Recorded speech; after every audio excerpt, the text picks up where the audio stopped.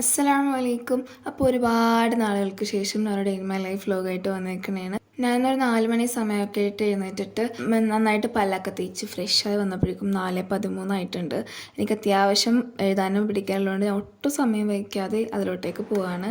അപ്പോൾ എനിക്കവിടെ എഴുതാതിരിക്കുമ്പോൾ എന്തായാലും ഇടയ്ക്കിടയ്ക്ക് നല്ലപോലെ ദാഹിക്കും. പിന്നെ താഴ്ത്തു പോയി അല്ലെങ്കിൽ ഉമ്മച്ചിയുടെ റൂമിലേക്ക് വെള്ളം വെച്ചിട്ടുണ്ടാകും. അത് കുടിച്ച് തീർക്കാനൊക്കെ പറ്റാത്തതുകൊണ്ട് തന്നെ ഞാൻ പിന്നെ താഴത്തടുക്കളയിൽ പോയിട്ട് വെള്ളമൊക്കെ നിറക്കുന്നുണ്ട്. ഇതാണെങ്കിൽ ചെറിയ രീതിക്ക് മഴ പെയ്യുന്നുണ്ട്. അപ്പോൾ അതാണ് ആ ഷീറ്റിൽ തട്ടുന്നതിൻ്റെ സൗണ്ട് നിങ്ങൾ കേട്ടുകൊണ്ടിരിക്കുന്നത്. അപ്പോൾ ആ മഴയുള്ളതുകൊണ്ടായിരിക്കാം നല്ലൊരു എന്താ പറയുക, ഒരു തണുപ്പ് എനിക്ക് നന്നായിട്ടുണ്ട്. അപ്പോൾ വെള്ളമൊക്കെ നിറച്ചിട്ട് ഞാൻ ബാക്കി എഴുതാതിരിക്കാൻ പോവാണ് കേട്ടോ.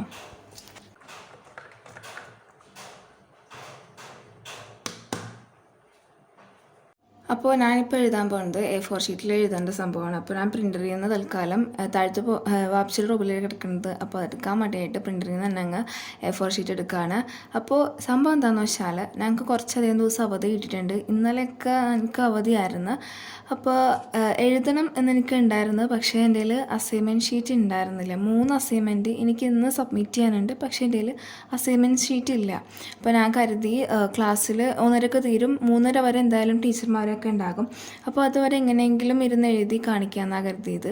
അപ്പോഴേക്കും ഫ്രണ്ട്സ് ഗ്രൂപ്പിൽ ഇങ്ങനെ എല്ലാത്തിൻ്റെ ആൻസറൊക്കെ കണ്ടപ്പോൾ അത്യാവശ്യം ഒരുപാടുണ്ട്. ഒരു ഇതിലാണെങ്കിൽ ഭയങ്കരമായിട്ട് വരക്കാനും ഉണ്ട്. അപ്പോൾ ഞാൻ കരുതി എന്തെങ്കിലും ഒരു അസൈൻമെൻറ്റ് തൽക്കാലം ബോണ്ട് പേപ്പറിൽ അസൈൻമെൻറ്റ് ഷീറ്റ് വരക്കണ പോലെയൊക്കെ ഔട്ട്ലൈനും കാര്യങ്ങളൊക്കെ വരച്ചിട്ട് അങ്ങ് എഴുതാമെന്ന് കരുതി. അപ്പോൾ അത് എഴുതിക്കൊണ്ടിരിക്കുന്നത്. പിന്നെ ഞാനിപ്പോൾ രാവിലെ തന്നെ എന്തായാലും ഒരെണ്ണമെങ്കിലും എഴുതി തീർക്കാനുള്ള റീസൺ വേറൊരു കാര്യം കൂടിയുണ്ട്.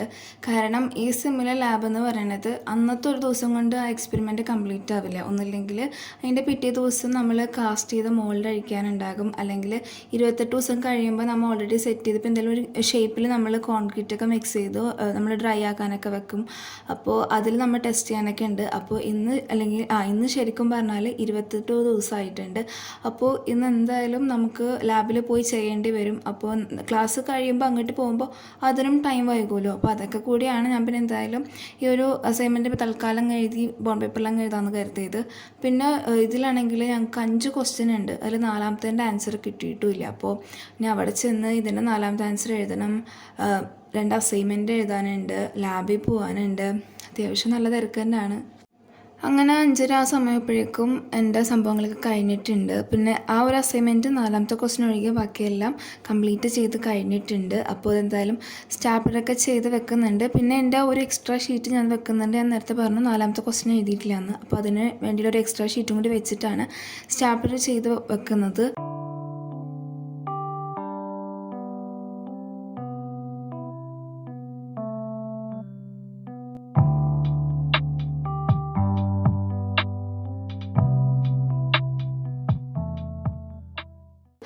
അപ്പോൾ ഇത് കഴിഞ്ഞ് ഞാൻ നിസ്കരിച്ച് റെഡി ആവാനൊക്കെ പോവാണ്.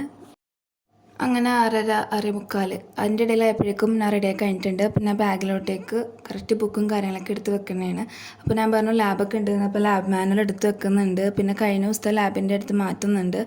അപ്പോൾ ഞാൻ ഇതെല്ലാം കഴിഞ്ഞ് ഫുഡ് കഴിക്കാൻ പോവാണ്. അപ്പോൾ ഇന്നത്തെ ഫുഡ് എന്ന് പറയുന്നത് വെള്ളയപ്പവും മീൻ കറിയാണ്.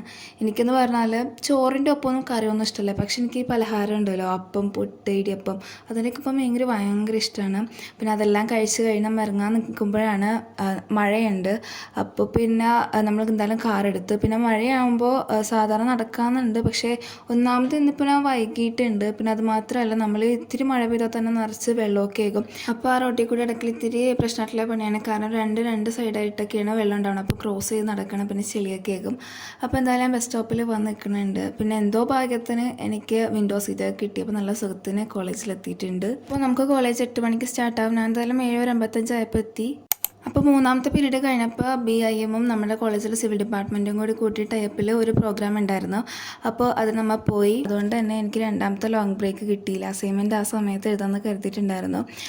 ബ്രേക്ക് കിട്ടിയില്ല. പക്ഷേ കുഴപ്പമില്ല, കാരണം അരമണിക്കൂർ 1:30ക്ക് വിടണത് 1 മണിക്കുമ്പോൾ നമ്മളെ വിട്ടു. അപ്പോൾ ആ ഒരു അരമണിക്കൂറും കൂടി കൂട്ടിയിട്ട് ഞാൻ അസൈൻമെൻറ്റ് എഴുതി.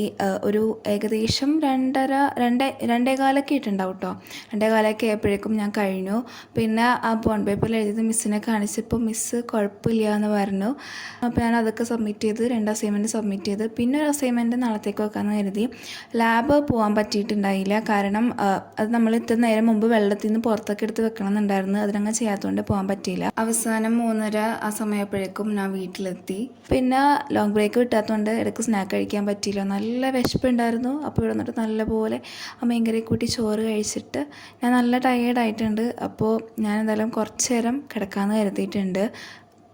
പിന്നെ ഞാൻ 5:30 ആയപ്പോഴേക്കും എഴുന്നേറ്റ് അപ്പോഴേക്കും വാപ്പച്ചി ക്രീം ബണ്ണും ഒക്കെ കൊണ്ടുവന്നു. പിന്നെ ചായയും ക്രീം ബണ്ണും ഒക്കെ കഴിച്ചിട്ട് എനിക്ക് പ്രിൻ്ററിൽ മഷി നിറക്കാനുണ്ടായിരുന്നു. അപ്പോൾ ഈ അടുത്ത് പ്രിൻ്റർ വാങ്ങിച്ച് ആദ്യമായിട്ടാണ് മഷി നിറക്കുന്നത്. അപ്പോൾ ഓർഡർ ചെയ്തപ്പോൾ അവർ സിറിഞ്ചും കാര്യങ്ങളൊക്കെ കൊണ്ടുവന്ന് തന്നിട്ടുണ്ടായിരുന്നു. ഇതൊക്കെ ഞാൻ ആദ്യമായിട്ടാണ് യൂസ് ചെയ്യുന്നത്. അപ്പോൾ ഇങ്ങനെ യൂസ് ചെയ്യണമെന്നൊന്നും ഒരു പിടിയില്ല. അപ്പോൾ ഞാൻ എന്തായാലും ഇതൊക്കെ ഒന്ന് പൊളിച്ച് നോക്കിയിട്ട് വല്ല യൂട്യൂബിൽ സെർച്ച് ചെയ്യാമെന്നാണ് കേട്ടോ കരുതുന്നത്. ശരിക്കും പറഞ്ഞാൽ നമുക്ക് പ്രിൻ്ററിൽ 2 ബോക്സ്, ചെറിയൊരു ബോക്സ് കിട്ടും. ഒരെണ്ണം ബ്ലാക്ക് ഇങ്കിൻ്റെയും ഒരെണ്ണം കളർ ഇങ്കിൻ്റെയും. നമുക്ക് വേണമെങ്കിൽ ആ ബോക്സ് പേപ്പർ റീപ്ലേസ് ചെയ്യാൻ പറ്റും. പക്ഷേ എന്ന് വെച്ചാൽ അത് കുറച്ചധികം എക്സ്പെൻസീവാണ്. അധികം പേജ് നമുക്ക് പ്രിൻ്റ് എടുക്കാനും പറ്റില്ല. അപ്പോൾ നമുക്ക് ഭയങ്കര നഷ്ടമാണ്. അപ്പോൾ ഞങ്ങൾ നോക്കിയപ്പോൾ നമുക്ക് ജസ്റ്റ് അതിൽ ചെറിയ കാര്യങ്ങളൊക്കെ ചെയ്താൽ ഈ സിറിഞ്ചും ഈ മഷിയൊക്കെ കൊണ്ട് നമുക്ക് റീഫിൽ ചെയ്യാൻ പറ്റും. അപ്പോൾ ഇതിനാണെങ്കിൽ വലിയ വിലയൊന്നും ഉണ്ടാവില്ല എന്നും പറഞ്ഞു. അപ്പോൾ എന്തായാലും ഞാൻ കാണിച്ചു തരാം ആ കുഞ്ഞി ബോട്ടിൽ എങ്ങനെയാണെന്ന്. കണ്ടോ, ഇതാണ് ആ ഞാൻ പറഞ്ഞ സാധനം. ഇത് ബ്ലാക്കിൻ്റെയും ഇത് കളറിൻ്റെയാണ്. അപ്പോൾ ഇതിൽ നമ്മൾ റീഫിൽ ചെയ്യാൻ പോണേണ്. അപ്പോൾ ഞാൻ ഇതിൽ നോക്കിയപ്പോൾ ആദ്യം നമുക്ക് കിട്ടിയ മഷിയുടെ ബോട്ടിൽ ഒരു QR കോഡ് കണ്ടു. അപ്പോൾ ഞാൻ സ്കാൻ ചെയ്തപ്പോൾ അവരെന്തായാലും മെത്തേഡ് കാണിച്ചു തന്നിട്ടുണ്ട്. അതിൽ കുറച്ചും കൂടി ക്ലിയർ ആവാത്തതുകൊണ്ട് വേറെ യൂട്യൂബൊക്കെ നോക്കിയിട്ടാണ് ചെയ്യണത്. അപ്പോൾ അതിൽ കണ്ടപ്പോൾ നല്ല എളുപ്പമായിട്ട് തോന്നി. വെറുതെ സൂചി കൊണ്ട് ഇങ്ങനെ ഉരുക്കുക എന്നൊക്കെ നല്ല സുഖമായിട്ട് തോന്നി. പക്ഷേ ഇത് നമ്മൾ എന്തോരം ചൂടാക്കിയിട്ട് ഇതാക്കിയാലും അതിൽ നമുക്ക് തുറക്കാൻ പറ്റുന്നില്ല. ഒന്നാമത്തെ കാര്യം, നമ്മൾ അത്ര നേരം തീയിൽ നോക്കിയതിന് ശേഷം ഈ ബ്ലാക്ക് സാൻഡിൽ നോക്കിയിട്ട് എവിടെയാണ് തുറക്കേണ്ട ആ പോയിൻ്റ് പോലും വരെ കാണാൻ പറ്റുന്നുണ്ടായില്ല. നല്ല പാടായിരുന്നു. ഞാൻ 2-3 സൂചി എടുത്ത് കുറേ കൊടിഞ്ഞിട്ട് അവസാനം ഞാൻ എങ്ങനെയൊക്കെയോ ചെയ്ത്. അപ്പോൾ ഊട്ടാക്കിയിട്ടും എനിക്ക് കറക്റ്റ് ആ സിറിഞ്ച് അതിൻ്റെ നീഡിൽ എൻ്റെ കയറാത്തതുകൊണ്ട് എനിക്ക് മുന്നേ ഇവിടെ ഒരു കുഞ്ഞി നീഡിലുണ്ടെന്ന് വെച്ചാൽ ഡയമീറ്റർ കുറവുള്ള നീഡിലിൻ്റെ ഒരു സംഭവം ഉണ്ടായിരുന്നു. അപ്പോൾ അതാണ് ഞാനിപ്പോൾ യൂസ് ചെയ്യുന്നത്. അപ്പോൾ അത് വെച്ചപ്പോൾ അത് കയറുന്നുണ്ടായിരുന്നു. അപ്പോൾ ഞാൻ അതുകൊണ്ട് ആദ്യം ബ്ലാക്ക് മഷിയാണ് ഇപ്പോൾ ഏറ്റവും ഇമ്പോർട്ടൻ്റ്. അപ്പോൾ ആദ്യം ബ്ലാക്ക് തന്നെ ഞാൻ എടുത്തിട്ട് ചെയ്യുകയാണ്. ഇതൊക്കെ ഫസ്റ്റ് ടൈം ആയതുകൊണ്ട് നല്ല പേടിയുണ്ട്.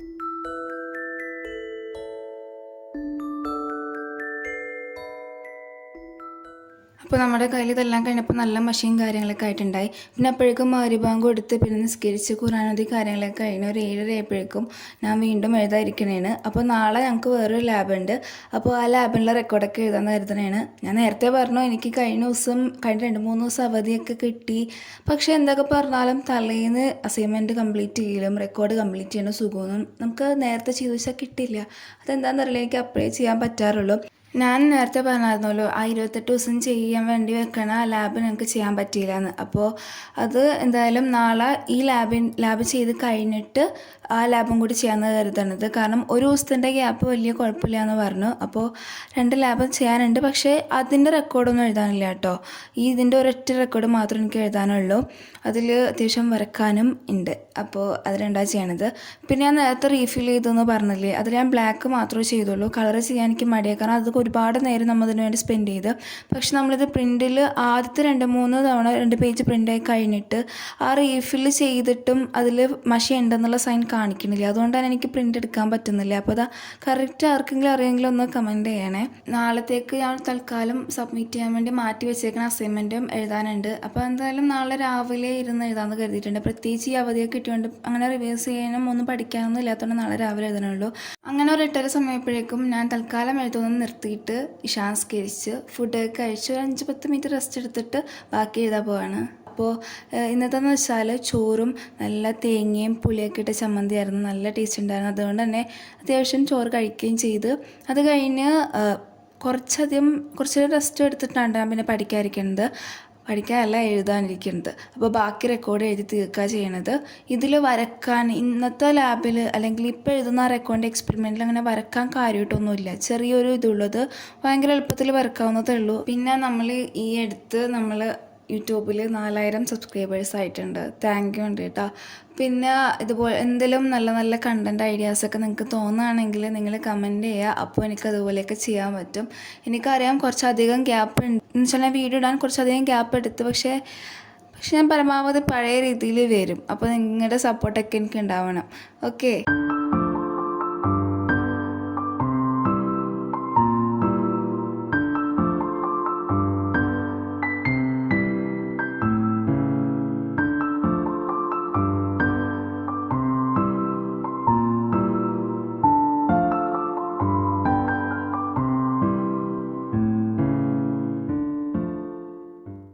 അങ്ങനെ 10 മണിയോടെ എടുത്തപ്പോഴേക്കും എൻ്റെ റെക്കോർഡും കാര്യങ്ങളൊക്കെ കഴിഞ്ഞിട്ടുണ്ട്. അപ്പോൾ ഞാനിനി കിടന്ന് ഉറങ്ങാൻ പോവാണ്.